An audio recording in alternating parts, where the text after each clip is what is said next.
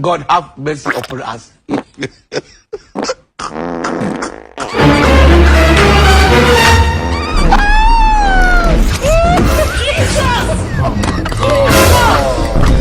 Reka mbwire nuza we, reka mbwire ngenda kubwiye ngo satani ni ibiremwa by'Imana yashyizeho ibaha power, ibaha Jesus!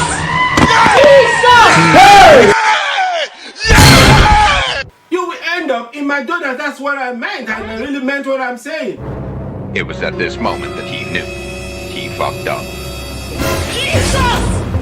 Jesus! Jesus!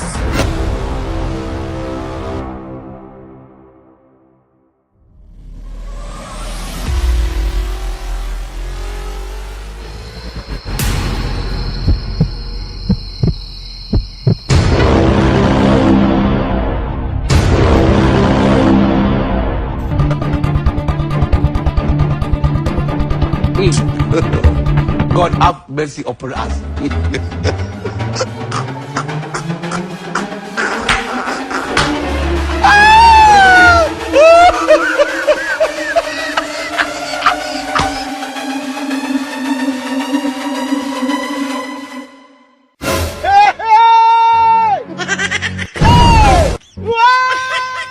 Ukajya kuzakunira mu murima wacowe ugenda higiye kuba ariko sha mu Ruhengeri ko bari gutanga uburyo bwo kogosha ingagi ukaba uri hano i Kigali nkaba mbona umeze nkazo wagiye bakakogosha ukasubira iwacu.